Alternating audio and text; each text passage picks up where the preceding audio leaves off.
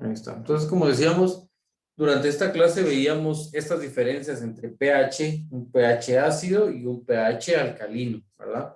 Si es un pH alcalino, es porque tiene pocos hidrógenos, ¿verdad? Tiene pocos hidrógenos en su concentración, mientras que si es un pH ácido, es porque tiene mucha más concentración de hidrógenos. ¿Estamos? Entonces, son dos cuestiones que debemos nosotros de aprender a diferenciar. ¿Por qué es importante esta escala de pH y esta situación de ácido y base, o esta situación de ácido y alcalino? Porque es algo que nosotros vamos a encontrar en cualquier sustancia con la cual estemos nosotros expuestos, con cualquier sustancia con la cual nosotros estemos en contacto, vamos a tener esta situación de si es ácido o si es base. Siempre, ¿verdad? ¿Vamos? Bueno. Entonces ya decíamos, hay algunas características de los ácidos y de las bases, ¿verdad? Cómo se clasifican en ácidos débiles y fuertes y en bases débiles y fuertes también, ¿verdad? Hay características que tienen cada uno de ellos y cómo nosotros lo podemos identificar a través de estos indicadores, ¿verdad? O indicadores así como el azul de bromotimol o la fenoftaleína, ¿verdad? El rojo de metilo nos van a decir qué pH es el que tiene una sustancia. Si nos damos cuenta, en este ejercicio, en este ejemplo que nosotros tenemos por acá, veamos que el ejemplo número 1 está muchísimo más rojo. El ejemplo número 2 está como anaranjado y el ejemplo número 3 está como amarillito, ¿verdad? Mientras más rojo esté es porque mucha mayor concentración de ácidos tiene, porque mucha mayor concentración de hidrógenos tiene, ¿verdad? Entonces, ¿cuál podemos decir que en este caso es la más ácida? ¿La 1, la 2 o la 3?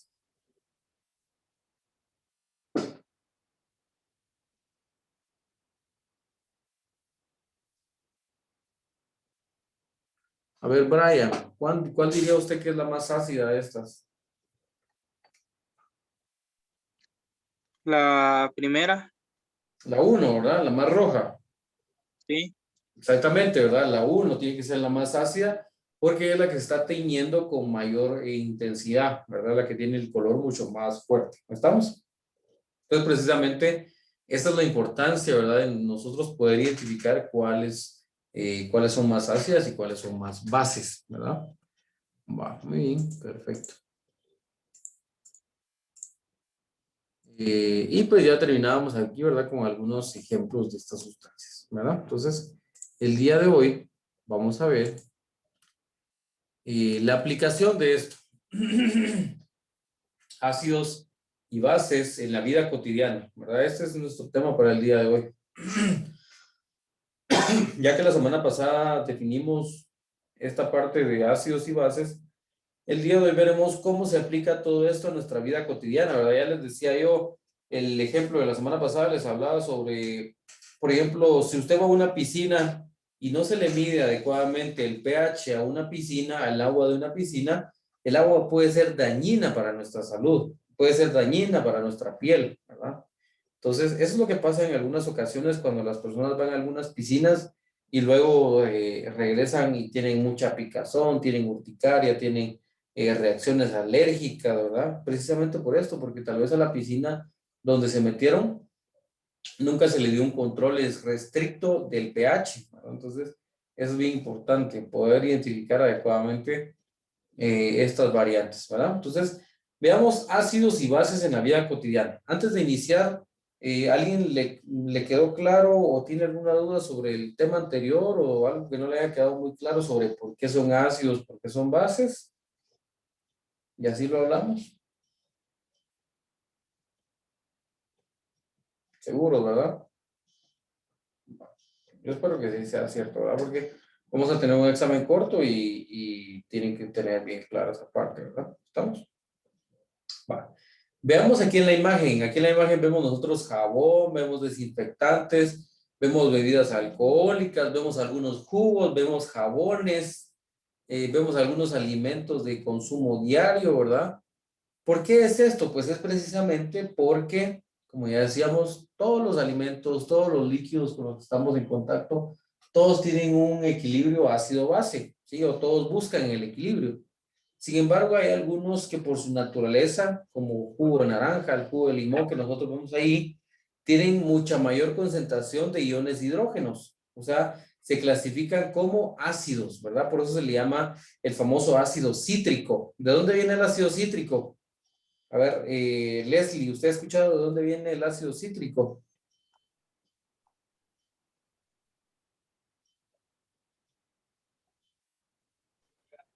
La verdad, no, profe. Yo me imagino que el limón, naranja, que ahí dicen ácidos y cítricos. Exactamente, ¿verdad? Muy bien, Leslie, gracias. Exactamente, ¿verdad? Como usted nos dice, el ácido cítrico viene pues de todo lo que son cítricos, ¿verdad? Y es exactamente por eso que se les llama ácidos.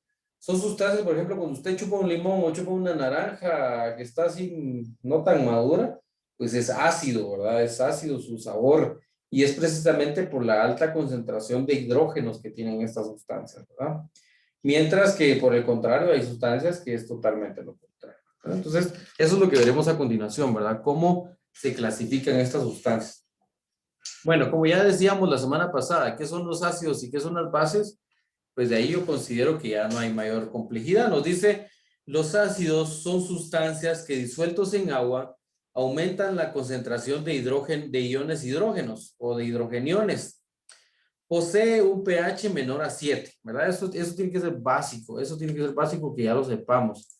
Si nosotros recordamos el pH neutro, decíamos, es en 7, pero si está para abajo, estamos hablando de un ácido, ¿verdad? Si está para arriba, estamos hablando de una base. ¿Estamos? ¿Estamos bien hasta ahí? Entonces nos dice, los ácidos poseen un pH menor a 7 y enrojecen ciertos colorantes vegetales, ¿verdad? Como el ejemplo que nosotros veíamos anteriormente. ¿Estamos? Las bases son sustancias que disueltas en agua aumentan la concentración de iones hidroxilos, ¿sí? Eso significa el OH menos, hidroxilo. Poseen un pH mayor a 7 y dan color azul a ciertos colorantes vegetales. ¿Estamos? Entonces, eso es bien, bien importante, ¿verdad? Los ácidos y las bases, otra definición un poco más precisa acerca de cómo poder diferenciar un ácido de una base. ¿Estamos? ¿Puedo cambiar? Le voy a dar un minutito ahí para quienes estén copiando.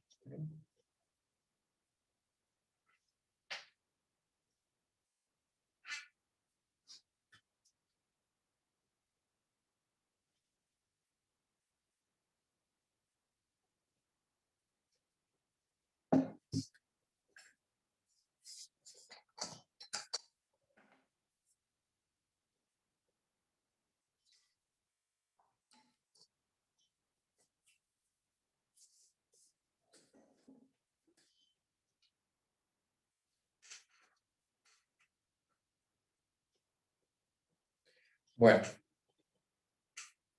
entonces, ya un poco más recordado la diferencia entre ácidos y bases, veamos que nos dice del lado izquierdo, donde está el neutro, nos dice ligeramente ácido, moderadamente ácido, muy ácido, ¿verdad? Dependiendo de la concentración de hidrogeniones, ya vemos que algunos pueden teñir mucho más rojo que otros, ¿verdad? Mientras que a la derecha del pH neutro, veamos que dice ligeramente básico, moderadamente básico, muy básico, ¿verdad? Entonces, a menor concentración de hidrogeniones y a mayor concentraciones de hidroxilos, como ven, que son los OHs, pues va a ser mucho más básica una sustancia, ¿verdad? Va a ser mucho más alcalina, ¿sí? Entonces, esas características, por favor, que no se les olvide.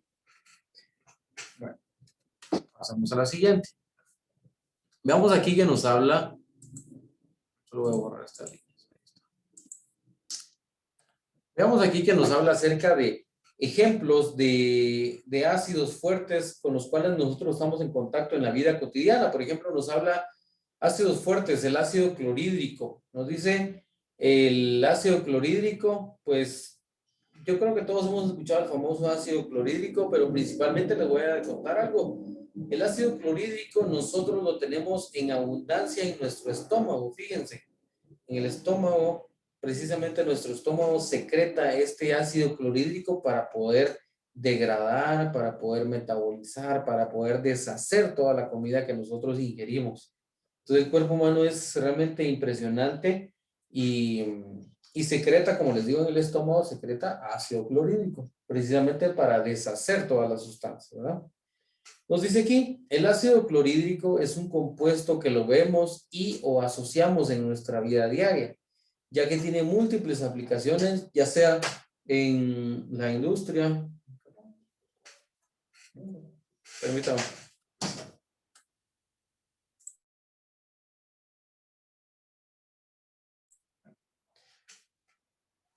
Bueno, como ya decíamos, ya en la industria, perdón el inconveniente, que tiene múltiples aplicaciones, ya sea en la industria, en la medicina o en nuestro organismo, como por ejemplo la relación entre el ácido clorhídrico y la úlcera, una úlcera péptica, ¿verdad? Esto es una situación que puede llegar a pasarle a algunas personas que sienten mucho dolor en el estómago, ¿verdad?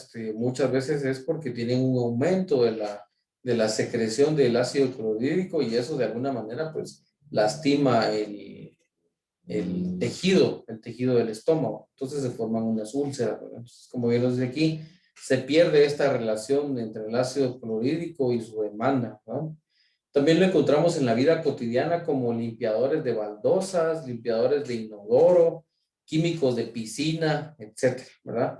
El ácido clorhídrico es tan fuerte que si una persona se llega a vomitar por alguna situación, vomita ácido clorhídrico sobre su ropa, el ácido clorhídrico puede llegar a ser tan fuerte que mancha las prendas de vestir, mancha la ropa, ¿verdad? Entonces, como les digo, es un ácido muy fuerte y por eso se cataloga aquí como uno de los ácidos fuertes, ¿verdad? ¿Estamos? Bueno, ¿alguna duda aquí hasta dónde vamos? Va. Seguro, ¿verdad? Que no hay dudas. Continuamos entonces.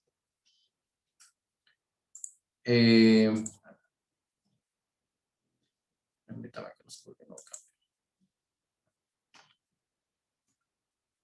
Ahí está. Tenemos como siguiente ejemplo, tenemos el ácido bromhídrico. Ácido bromhídrico. Este viene del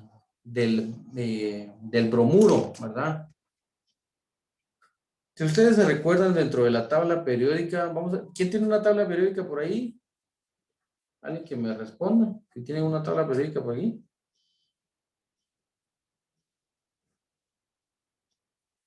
¿No? ¿Nadie? Va. El bromo es uno de los elementos de la tabla periódica. Según estaba viendo aquí, ocupa el lugar número 35, ¿verdad? Bueno, entonces, a ver, Iris, si decimos que el bromo ocupa el lugar número 35, ¿cuántos protones tiene en su estructura? 35. 35, ¿verdad? Perfecto. A ver, Leslie Ávila, si ya dijimos que tiene 35 protones, ¿cuántos electrones tiene dentro de su estructura?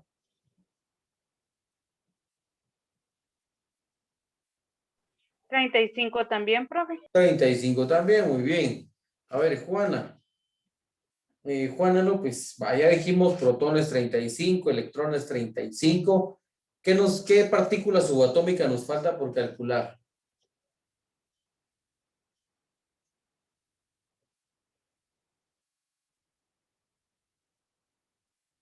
Los neutrones, profe. Los neutrones, perfectamente. Perfecto. A ver, Juana, ¿cómo hacemos para calcular los neutrones, perdón?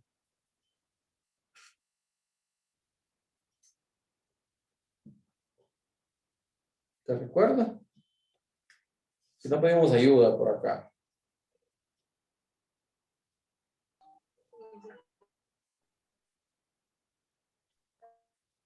Está apagado su micrófono, Juana. Sumando, profe, ¿Perdón? sumar los neutrones con... A ver, Brian le quiere Ya ayudar. no me A ver, acuerdo. díganos, Brian. Es la masa menos el número atómico. Exactamente, ¿verdad? Necesitamos saber cuál es la masa de ese átomo y a eso le vamos a restar el número atómico, que el número atómico ya habíamos dicho que es 35, ¿verdad? Entonces, el ácido bromhídrico es otro de los ácidos fuertes con los cuales estamos en contacto diariamente. Nos dice, en disolución acuosa es un ácido fuerte. O sea, si lo mezclamos en agua, va a ser un ácido fuerte, ¿verdad? Reacciona violentamente con bases y es corrosivo, ¿sí? Es muy corrosivo. Es altamente irritante para los ojos y para la piel. El ácido bromídrico se utiliza para elaborar productos químicos y farmacéuticos, principalmente para la producción de bromuros inorgánicos como el bromuro de zinc, de calcio y de sodio. Y les voy a comentar, el ácido bromídrico incluso en algunas ocasiones viene en las Coca-Colas y en algunas otras bebidas gaseosas, ¿verdad? Entonces es un ácido altamente fuerte, ¿verdad? Obviamente es fuerte en concentraciones puras, pero en algunas bebidas donde ya está mezclado, ¿verdad? Donde ya no viene pues, en la misma concentración, obviamente pues ya no es dañino para la salud, ¿verdad? Pero sin embargo, como ya decíamos, el ácido bromídrico se cataloga y se clasifica como un ácido fuerte, ¿sí? Muy bien. Continuamos entonces. Siguiente, también tenemos como ácido fuerte el ácido sulfúrico.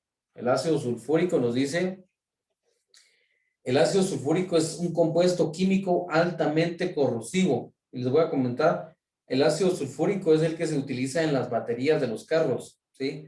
Precisamente para eso se utiliza, para poder generar corriente a través de las baterías de los carros. Nos dice, es un compuesto químico, es el compuesto químico que más se produce en el mundo, ¿sí? Es el que más se produce en el mundo. Por eso se utiliza como uno de los tantos medidores de las capacidades industriales de los países. Y una gran parte se emplea en la obtención de fertilizantes, el ácido sulfúrico también, ¿verdad? Existen algunas, ¿cómo le llaman a esto?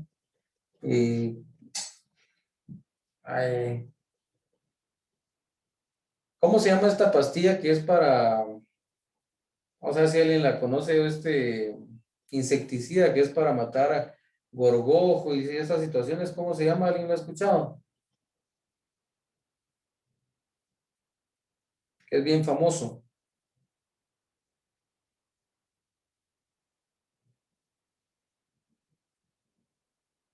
Bueno, voy a ver si me recuerdo el nombre, porque ahorita se me fue el nombre. Es bien escuchado el nombre de este insecticida.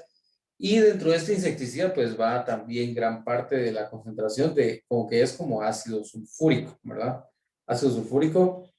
Acuérdense, el nombre nos indica de dónde proviene, ¿verdad? El ácido sulfúrico es una combinación. Si ya sabemos que es un ácido, tiene que llevar hidrógeno. Por eso nosotros lo vemos aquí en la fórmula. Miren, nosotros nos damos cuenta aquí en la fórmula.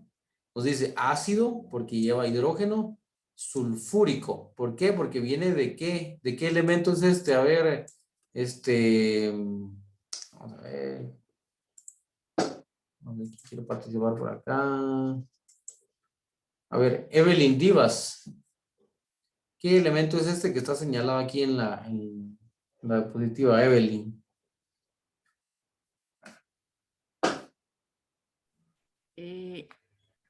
El que solo La S. la S. Sí, la S. Ok. ¿Qué elemento es ese?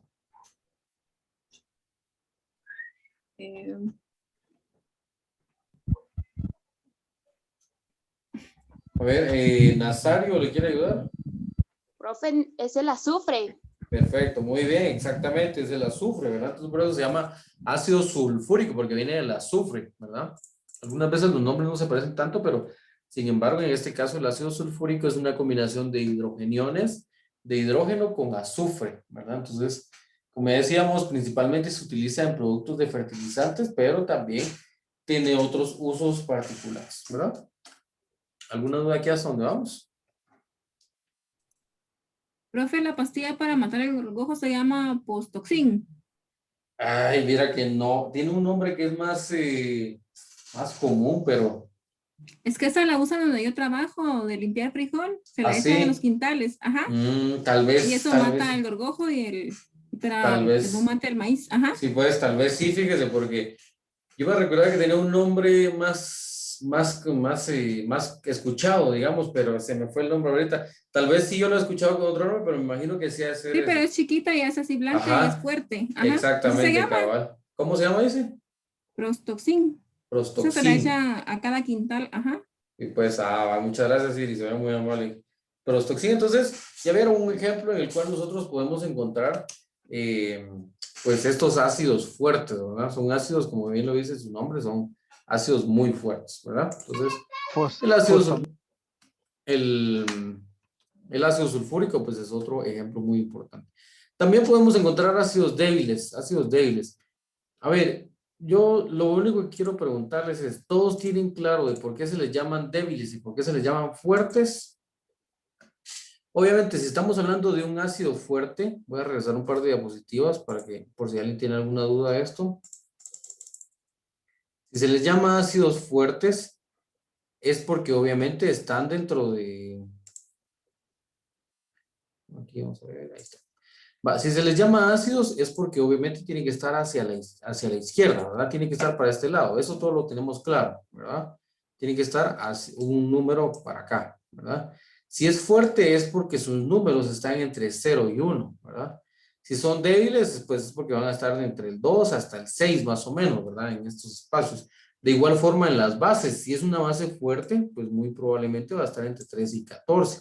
Pero si es una base débil, pues muy probablemente va a estar en los números anteriores, ¿verdad? Entonces, precisamente por eso es que se les llama a algunos ácidos fuertes y a otros ácidos débiles. ¿Estamos? ¿Alguna duda hasta aquí? Ahora entremos con los ácidos débiles. Siempre del lado izquierdo, ¿verdad? Siempre de los números del 0 al 7. Dentro de estos tenemos nosotros el ácido nitroso. A ver, el ácido nitroso. ¿De qué elemento proviene el ácido nitroso aparte del hidrógeno y el oxígeno? ¿De qué elemento? A ver, Jairon Ramos. ¿De qué elemento proviene el ácido nitroso?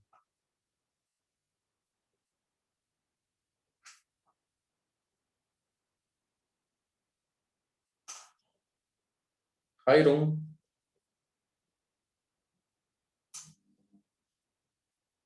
¿Está presente en clase, Jairo? Permítame un momentito, parece que Jairo no está presente en clase, entonces, acuérdense que quienes no estén presentes, los mandamos a sala de espera, ¿verdad? Porque tienen que estar presentes en clase, ¿verdad? A ver, Jacqueline, dígame. Profe, está compuesto de hidrógeno, nitrógeno y oxígeno. Nitrógeno, perfectamente, eso era el que quería escuchar, ¿verdad? Como bien nos dice su nombre, ácido nitroso. Muy bien, gracias, Jacqueline. El ácido nitroso, ¿verdad? Proviene pues de la conjugación, obviamente, y si es ácido ya sabemos que del hidrógeno, ¿verdad? Oxígeno que sirve como enlaces y el nitrógeno que es la base de todo esto, ¿verdad? Por eso se llama ácido nitroso, porque proviene del nitrógeno. Nos dice el ácido nitroso es un compuesto químico y un ácido inorgánico monoprótico que se encuentra solo en solución y en sus sales, los nitritos. El ácido nitroso se emplea para convertir aminas en diazos. Se trata de un agente mutágeno que provoca la desaminación oxidativa de la adenina y la citosina. Miren, cuando hablamos del ácido nitroso, se utiliza en algunas situaciones industriales, pero lo que nos habla aquí de la adenina y citosina, pues yo no voy a entrar tanto en detalle en esto, pero estas, no sé si han visto alguna vez una imagen del ADN, pero el ADN más o menos es una cadenita que viene así, tiene una parte acá, otra parte acá, otra parte acá, otra parte acá, y así se van uniendo, ¿verdad? Así se van uniendo una con la otra.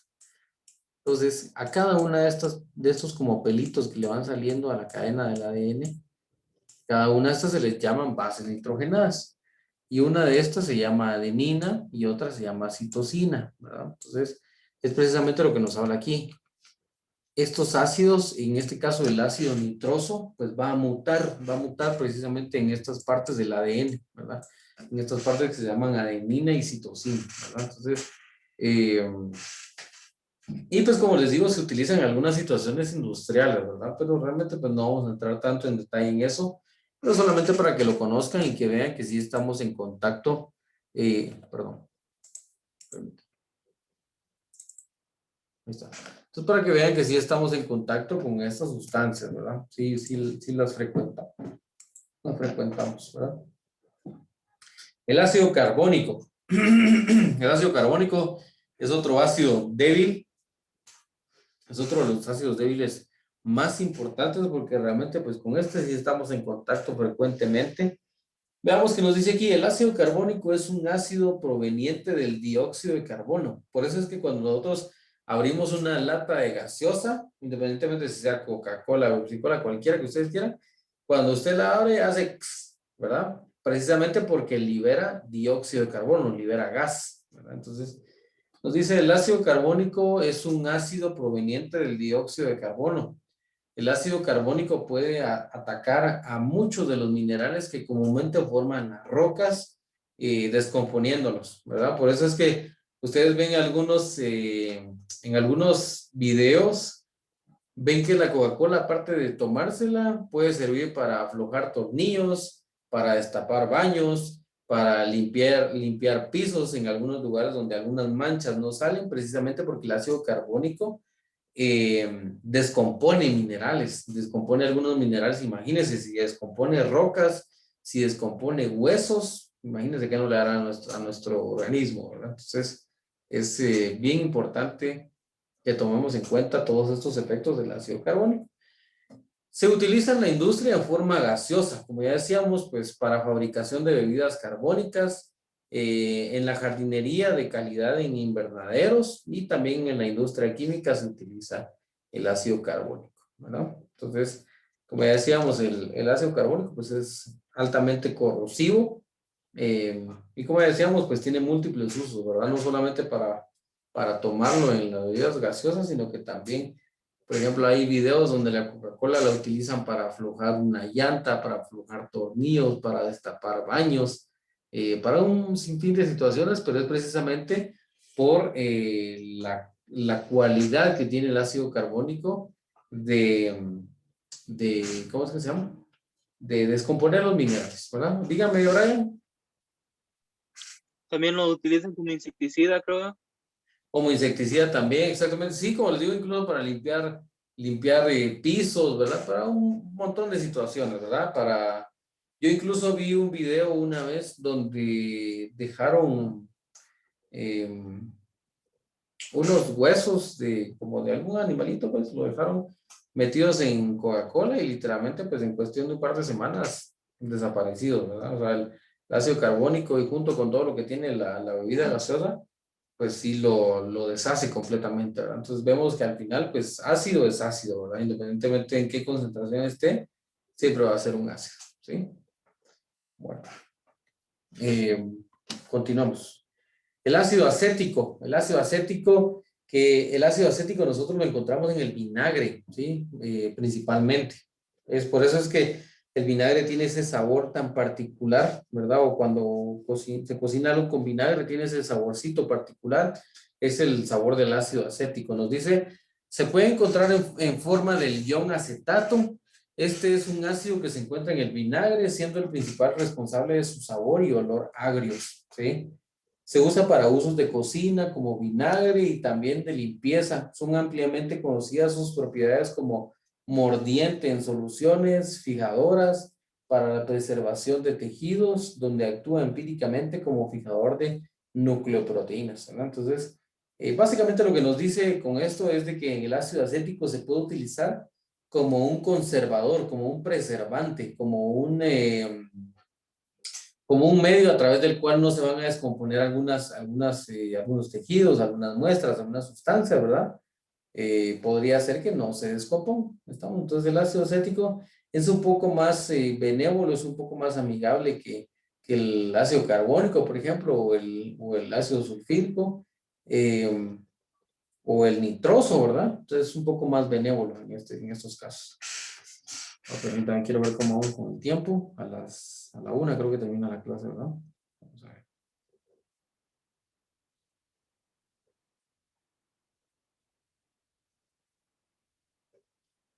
Sí, a la 1. Muy bien. Entonces, Como ya decíamos, pues el ácido acético pues tiene muchos usos, ¿verdad? Aparte, parte de lo que nosotros ya conocemos, pero ¿qué me interesa de esto? Que recuerden que el ácido acético viene del vinagre, ¿verdad? Por ejemplo, que el ácido carbónico está en las bebidas gaseosas, que el ácido clorhídrico está en el estómago en gran concentración, ¿verdad? Que el ácido nitroso se utiliza como emulsificante, ¿verdad? Por ejemplo, como desinfectante. Y así, esas características son las que a mí me interesa que ustedes sepan, ¿verdad? No que, por ejemplo, no me interesa que sepan que el ácido nitroso va a mutar las bases nitrogenadas de la adenina y la citosina. No, eso no me interesa, ¿verdad? Me interesa que ustedes sepan lo práctico. ¿Estamos? ¿Dónde se encuentra cada una de estas sustancias y qué podría suceder? ¿Estamos? Bueno. Continuamos. Va. Veamos ahora ya terminamos los ácidos, ahora vamos con el otro lado, con las bases fuertes, ¿verdad? Ya decíamos, pues ya encontramos las bases, ahora vamos bueno, ya encontramos los ácidos fuertes y débiles, ahora vamos con las bases fuertes y débiles. A ver, Jacqueline Ibarra, si estamos hablando de bases fuertes, ¿hacia dónde se mueve la escala del pH? ¿Hacia la derecha o hacia la izquierda?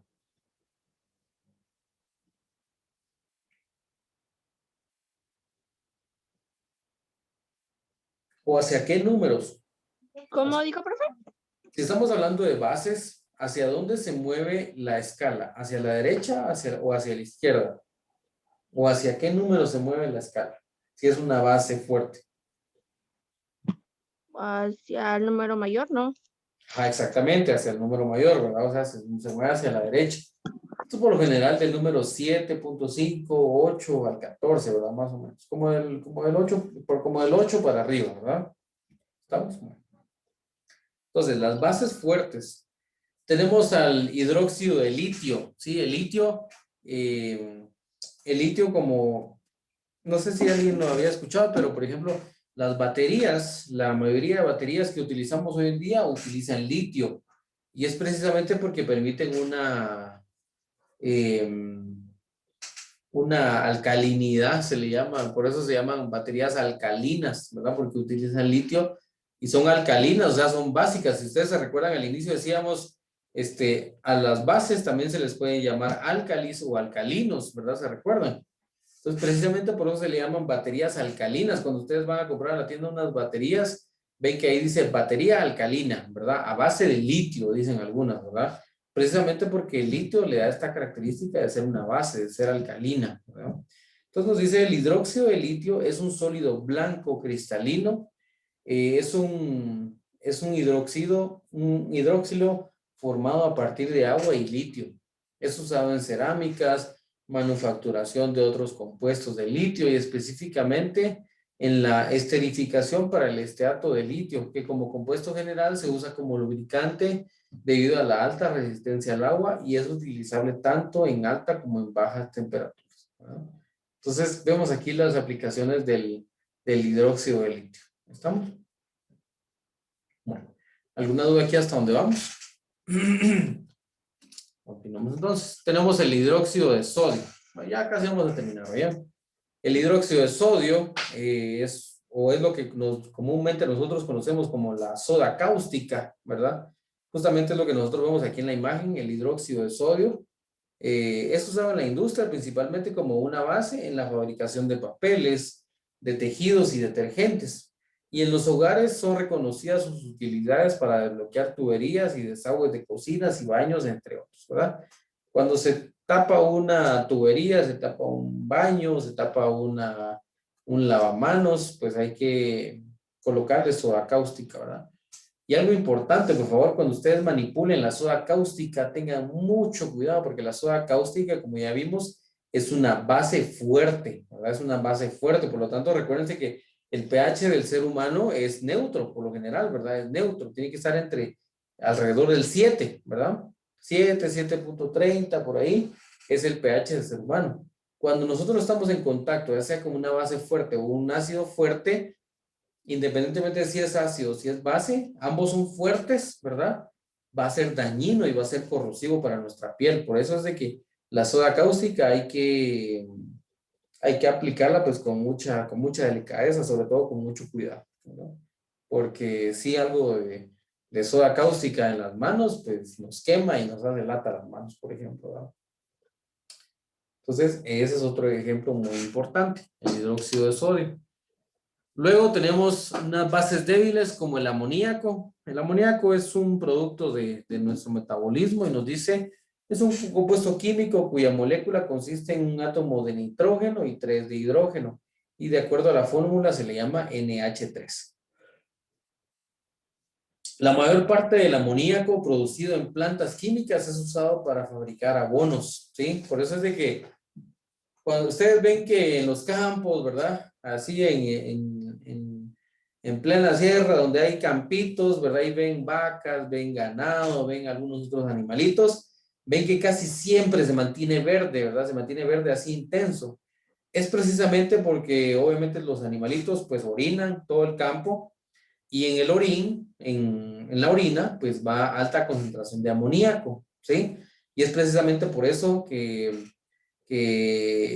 como bien nos dice aquí, la mayor parte del amoníaco producido en plantas químicas es usado para fabricar abonos, porque los abonos tienen alta concentración de amoníaco, ¿verdad? Y por eso es que vemos que en algunos lugares, ¿verdad? Se mira así verdecito, es precisamente por eso, por la alta concentración de amoníaco que hay en el orín, pues, de todos los animales, ¿verdad?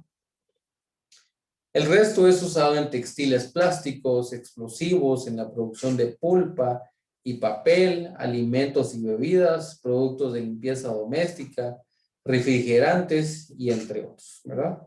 Y otros productos. ¿Estamos?